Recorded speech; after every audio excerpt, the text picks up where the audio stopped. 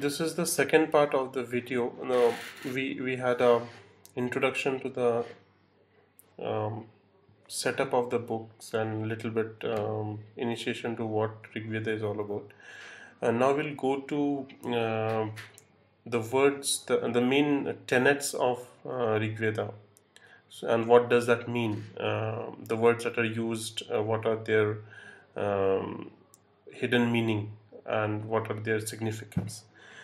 So, well, I mean, as you now know that Rig Veda is divided into different books which are known as mandalas, mandala 1 to mandala 10, and then you have in each mandala you have various suktas. Suktas are collection of mantras. Now, what is a mantra? A mantra of the Rig Veda is outwardly a poetic verse. It is a poetic verse in Sanskrit, but at a deeper level, it is the expression of the intuition arising out of the depths of the soul of the rishis. It is the voice of the rhythm which has created the worlds and is still creating perpetually several of its aspects. A mantra is packed with power of the tapas of the rishis to whom it was revealed. Even a person who has no earlier exposure to the Veda can feel its power when it is chanted in the proper mode. Note that the poems or epics of famous poets like, say, Kalidasa are melodious and full of aesthetic beauty, but they are not mantras. Every mantra in Rig Veda is called a rik, which means a word of illumination. It is one of the several meters, such as Gayatri, Anushupt, etc., and the number of syllables or aksharas in the mantras determines the meter to which it belongs. So, we know that now that mantra is a revelation to the rishis. Mantras are collection of syllables in Sanskrit which form a poetic verse. These are not creation of their mind, but then it is said that these sounds, these frequencies, were revealed to the rishis when they were in deep meditative states. Now we come to the word deva. Uh, in entire Rig Veda, this word dev has been used multiple times. Now, what is this dev?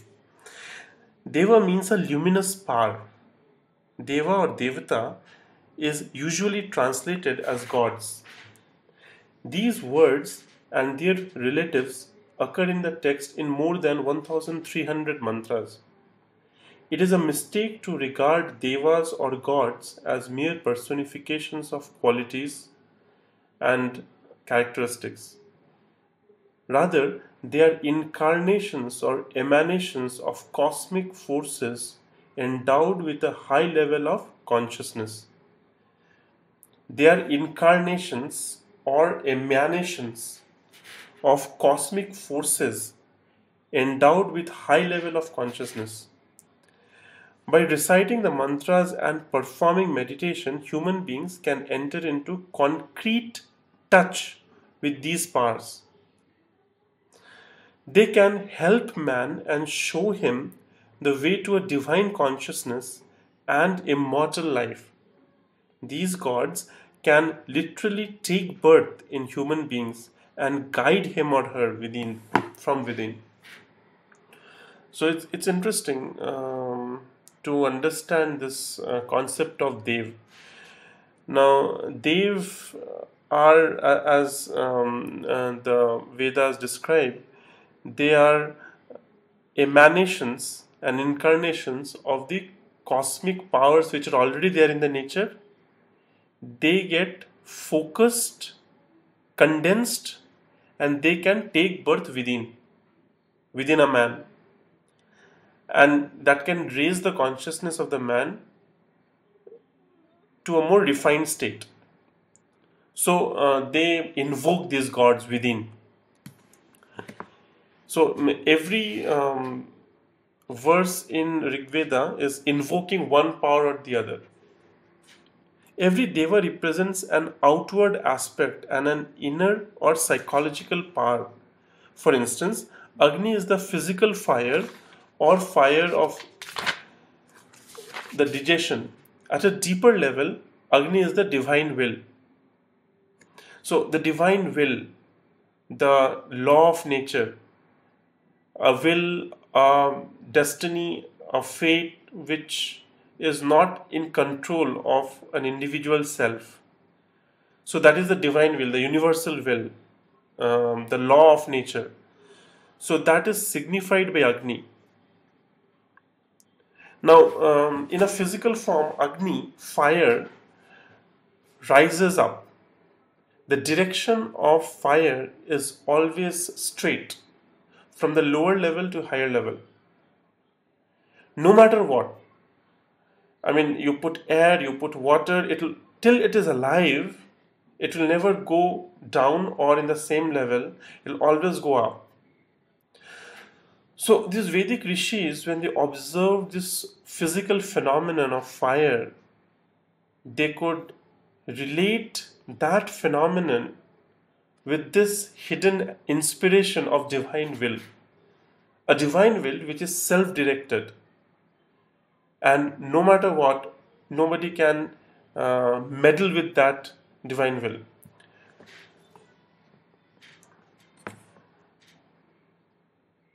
So, this is about the examples of devas. Similarly, Saraswati is the goddess of inspiration. By getting in touch with these gods, a human being can develop psychological powers associated with them. So we'll come to individual mantras where these gods are invoked, and we'll go deeper into them. It's just an overview to start with. So now we also find in various places the word yajna is articulated. So what is this yajna? Now, in physical level, again, yajna is a havan that gets created, but again, it has a deeper philosophical meaning.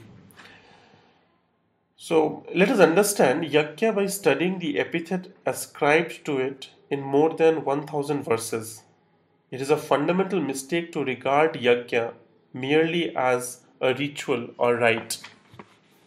Veda describes yajna as a journey, as climbing a hill, as a battle, and also as worship or rite. The worship or rite is not that done by a human being. It's very interesting. I mean, you have to put a little bit intention and attention here. Veda describes yajna as a journey, a climbing of a hill, as a battle, and also as a worship or rite. The worship or rite is not that done by a human being. Agni, the Deva, is called upon to perform the rite. Agni is requested to do all the functions associated with the various priests. Agni is called upon to worship on behalf of the Rishi, not only the Devas but also the human beings who have attained perfection. According to Rigvedic mystics, a human being performs an action only because of the assistance she or he gets from these devas. As a matter of fact, the contribution of human in each action is nominal. Even great poets like Vedic poets obtained inspiration from superior planes, and their main contribution is in transcribing the revealed verses in appropriate meters. Yajna is an activity which recognizes the collaboration between Deva and human. Yajna is not a mere rule or ritual. A rishi is conscious of the divine's hand in the performance of all activities. The later scripture, Bhagavad Gita, specifically mentions the different yajnas by the names such as yajna of obtaining material objects, yajna of obtaining knowledge, yajna involving self-study and so on.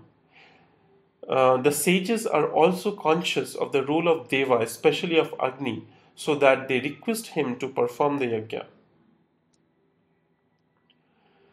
Veda uses imagery of voyage or yajna, just as merchants go in their boats to distant countries and bring valuable treasures from these countries. A person who does yajna reaches different states of consciousness, gets priceless experiences, and brings them back to ordinary living conditions, and thus makes human life divine. Yajna is also climbing from one peak to another, from one degree of perfection to another. It is explicitly stated that we are not consciously aware of the entire journey. We can know only of what can be done at that stage. Whenever help is needed in this climbing, Devas again manifest and help us along. Now, you have to understand that yajna is a journey, is a process that one gets into in his life. This can be anything, work, day-to-day chores, or a big dream, or one's personal evolution in that struggle to understand himself and making sense of the physical world and God or whatever. This is one level, one aspect. The second thing is, in this journey, from one peak to the other peak, the human is not alone. He is not the doer. He is collaborating with the gods. Devas are helping him to do that. So that is what here it's Al Kashyap brings it in a very beautiful way. He's saying that Agni is requested to do all the functions associated with the various priests. Agni is called upon to worship on the behalf of the rishis. So Agni, which is the spirit, invokes the spirit. So when a rishi is doing yajna, he is not considering himself as the doer. He invokes Agni to come down, ascend, and let Agni invoke the spirit. Let Agni invoke the Deva. He is just an observer, see? Or probably he is just facilitating, see? So he is a part of the scheme. Man is a part of the scheme. He is co-creating the reality. So this is pretty interesting and profound.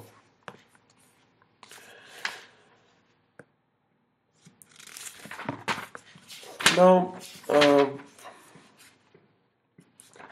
we will just touch base on what is the overall message of Rig Veda.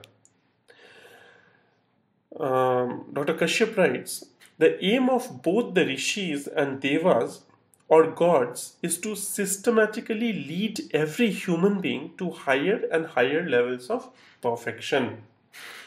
This journey never stops till it culminates in all-round perfection of every person, not only at an individual level, but also at the level of interaction between human beings and at the level of society.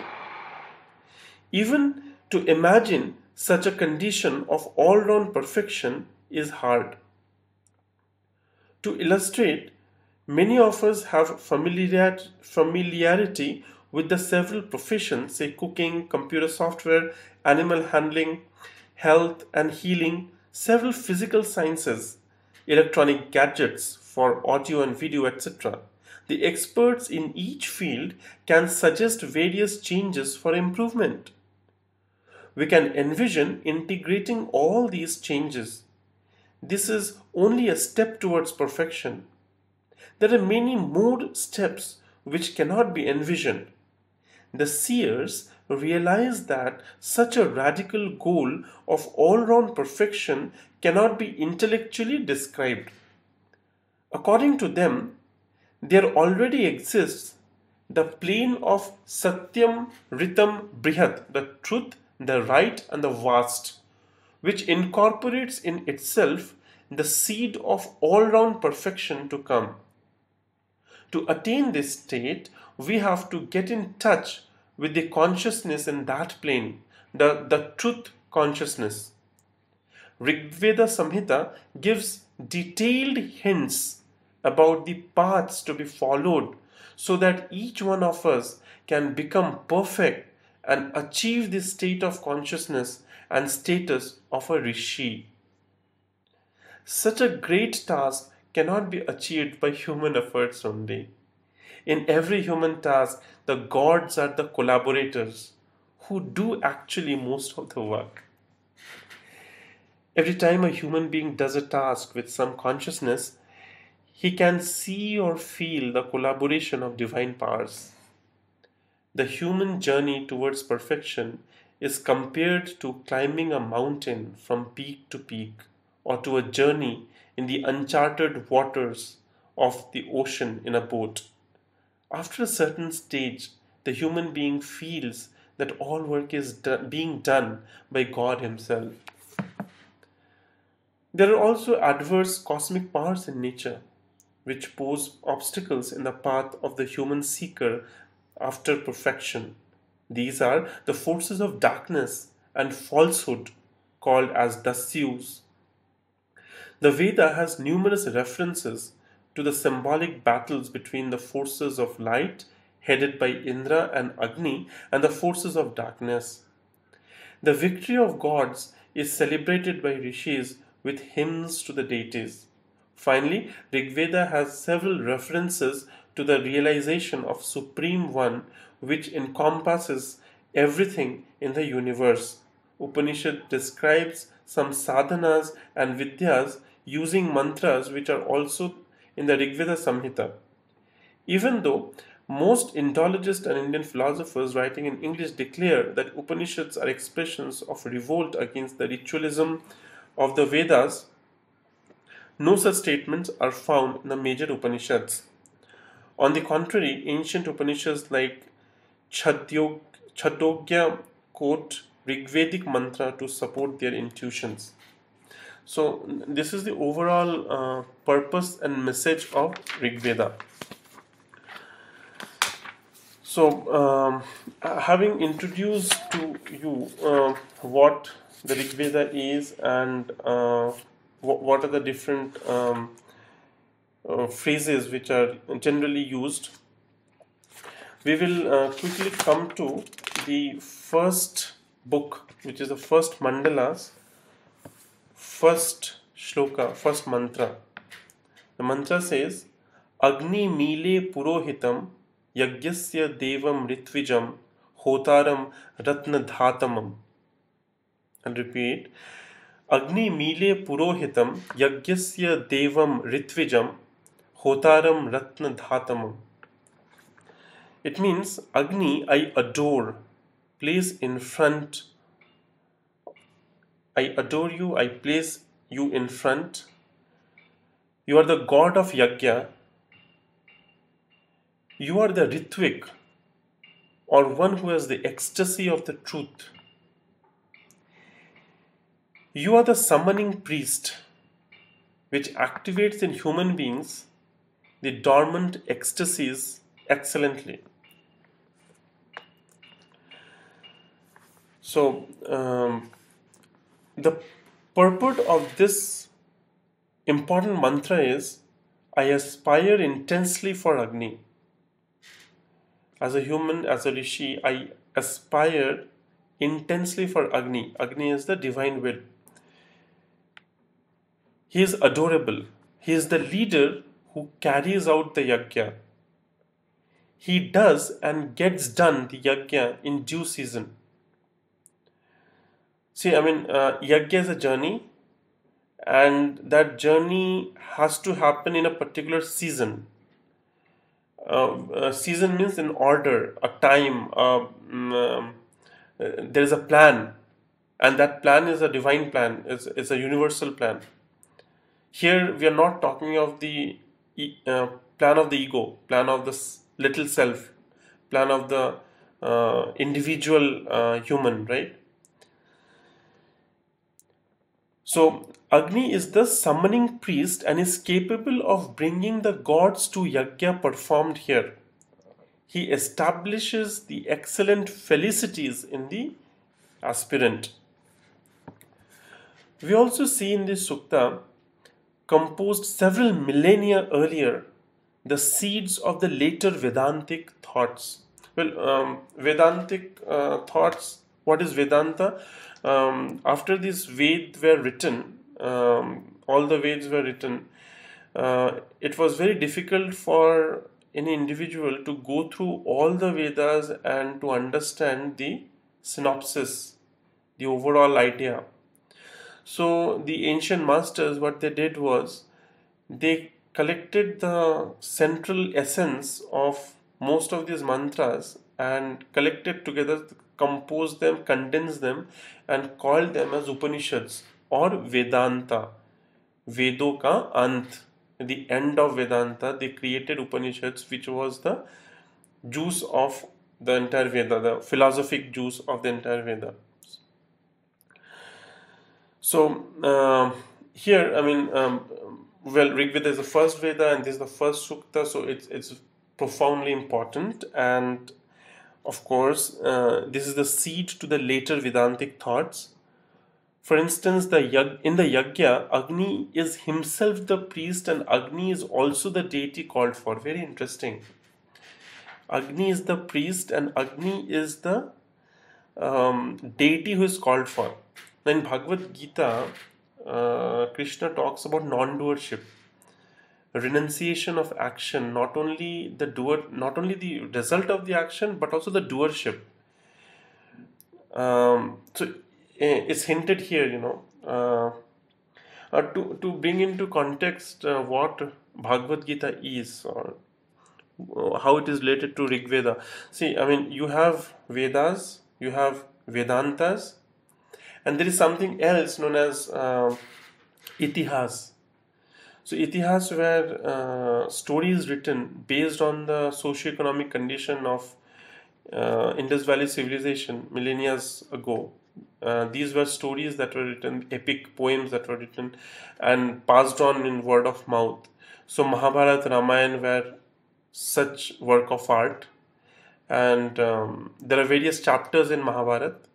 One of the chapters is where the Bhishma is, hit by an arrow, and he comes out of, I mean, he's thrown away from his chariot. Bhishma Parv.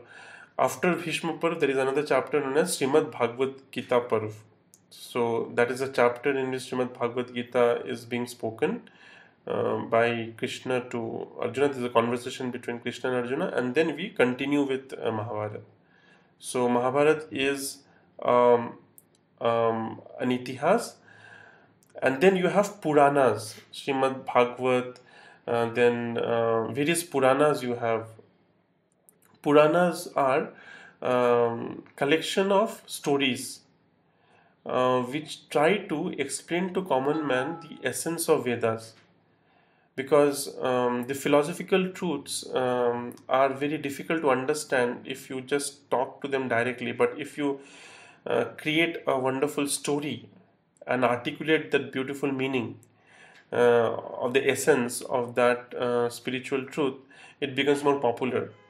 Human mind assimilates stories better. So the ancient masters, they converted these philosophical truth into stories, poetry, work of art, and they were the Puranas. So this way it goes. The seed is the Vedas, and on that seed, on the different outer layers, I would say probably blossoming of the lotus with different layers of petals, and each petal is a new dimension which helps us to see the beauty in a different way and completes our understanding of the truth. Well, coming to the yajna. So Agni is himself the priest, and Agni is also the deity called for in the first mantra. Agnimile Purohitam, Yagyasya Devam Ritvijam. Agnimile, I adore Agni. Agnim Ile. Ile means adoration. Agnim Ile Purohitam. Purohitam means a Purohit, the person who is leading a show, leading a puja, leading a yajna. So Agni, I adore you, and you are leading this yajna. Yagyasya Devam Ritvijam. Agni, you are the Dev who is being invoked by this yajna. You are doing the yajna, you are the Purohit of the yajna, and you are the Dev himself who is being invoked in this yajna. Yagyasya Devam Ritvijam. Ritvijam means who knows the order. Ritu. It comes from the word Ritu. Ritu means season, order, time. Right? So you know what is the order to do this yajna, what is the schedule of it. Hotaram Ratna Dhatamam. Hotar is a person who is the leader of a yajna. So you are the Hotaram, and Ratna Dhatamam. You bring out Ratnas, the inner Ratna of humans, the inner excellencies, the inner ecstasies, higher consciousness. So he actively helps the human aspirant in the march towards perfection. Agni. We see here the idea of worshipping the spirit by spirit. See, worshipping the spirit by spirit. This is later developed extensively in the yoga of knowledge in Bhagavad Gita in 4.24. 4.24, chapter 4, 24th verse. Talks about karma yoga. It talks about non-doership. It talks about renunciation of the results of an action. So, yajna, the action, the journey of life, the struggles, is done by the spirit for the human to invoke the spirit. So, it's the worship of spirit by the spirit.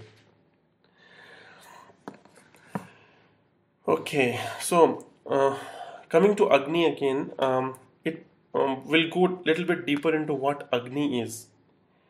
It is derived from Ang, which indicates a strong and luminous movement. Ile indicates an act of adoration, aspiration, etc. So, Agnimile Agnim Ile Purohitam. So we talked about that. Purohitam is one who is leading the yajna. We talked about Dev. Dev are the cosmic power endowed with light, derived from Div, to illumine. The word God is used here even though it may mislead the reader because of its sense in Semitic religions. Devas in Veda are harmonious without any quarrels. And this is very interesting. Here Indra is not the Indra we know who is always fighting with rishis. That Indra is a Puranic Indra. He's a part of the Purana, part of the stories. Here Indra is the mental, the spirit who is guiding the mentality of the humans to achieve perfection. Okay, so so devas are not Brahma, Vishnu, Mahesh, or any personal godhead. Deva is a cosmic luminosity, a higher possibility, that is a reality in nature, that is part of nature, which can take birth in the heart of man. So this is about overall the first mantra.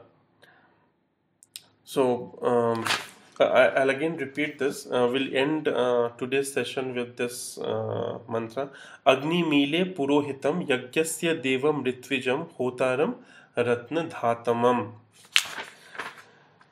So we are invoking Agni and requesting him to invoke the higher luminous power in nature to be emanated in the soul of the man, and expose the hidden plentitude, the inner plentitude in man, and make him centered, make him God conscious.